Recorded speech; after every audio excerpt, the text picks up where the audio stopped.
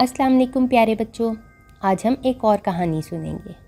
एक छोटा बच्चा जो हवाई जहाज़ का पायलट था। एक दफ़ा का जिक्र है, किसी शहर में एक बच्चा रहता था।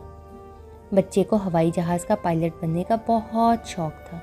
वो जब भी हवाई जहाज़ को देखता तो बहुत खुश होता और ज़मीन पर खड़े खड़े जहाज़ को आवाज़ें देना शुरू कर देता। अंकल मुझे भी साथ ले जाएं, अंकल मुझे भी ले जाएं।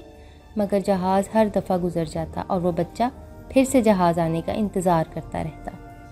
एक दिन बच्चे ने अपनी माँ से पूछा, ये जहाज़ कहाँ से आते हैं और किधर चले जाते हैं? मुझे जहाज़ उड़ाने का बहुत शौक़ है, आप भी मुझे एक हवाई जहाज़ ले दें ताकि मैं अपना जहाज़ उड़ाकर हर जगह जा सकूँ। उसकी माँ ने उससे वादा किया कि अगर तुम अच्छे अच्छे काम करोगे और खूब दिल लगाकर पढ़ोगे तो तुम पायलट बन जाओगे। बच्चे ने अपनी माँ से पूछा, ये पायलट क्या होता है? माँ ने कहा, जो जहाज़ को उड़ाता है उसे पायलट कहते हैं। बच्चे ने शरारती अंदाज में पूछा, तो जो बस और ट्रक चलाते हैं वो भी पायलट होते हैं क्या? माँ ने जवाब दिया, नहीं, सिर्फ हवाई जहाज़ चलाने वाले को ही पायलट कहते हैं। वो बच्चा ख्यालों ही ख्यालों में ख़ुद को पायलट समझने लगा और हर वक्त उस तरह का यूनिफॉर्म पहनकर फिरता रहता कि वो भी एक पायलट है। माँ ने समझाया कि पढ़ लिख जाओगे तो पायलट बन सकते हो। वो अपनी माँ से पूछने लगा कि पायलट का काम तो सिर्फ जहाज़ चलाना है, फिर उसके लिए इतना पढ़ना लिखना क्यों ज़रूरी है? बस आप मुझे एक जहाज़ ख़रीद दें ताकि मुझे पढ़ना लिखना ना पड़े और मैं पायलट बन जाऊँ। माँ ने उसके शौक़ को देखते हुए बाज़ार से एक हवाई जहाज़ ख़रीद दिया ताकि वह उसके साथ खेलता रहे। बच्चा हवाई जहाज़ खिलौने के साथ खेलता रहा और खुश होता रहा, लेकिन जब भी असली वाला हवाई जहाज़ उसके घर के ऊपर से गुज़रता तो बच्चा सब काम काज छोड़कर उस जहाज़ के पीछे दौड़ लगाता कि अंकल मुझे भी साथ ले जाए, मुझे भी साथ ले जाए। एक दिन उस बच्चे के नाना उसको मिलने उनके घर आए कि वो उम्रा की अदायगी के लिए सऊदी अरब जा रहे थे और 1 महीने बाद वापस आना था। बच्चे को जब पता चला कि नाना अब्बा जहाज़ पर बैठ कर जाएंगे तो उसने अपने नाना से कहा, नाना मुझे आपसे दोस्ती करनी है। नाना ने जवाब दिया, बेटे आप तो मेरे पहले ही बहुत अच्छे दोस्त हो। बच्चा बड़ा होशियार था, फ़ौरन कहने लगा, ठीक है, अगर आप मेरे दोस्त हैं तो मुझे भी अपने साथ हवाई जहाज़ में लेकर जाएं।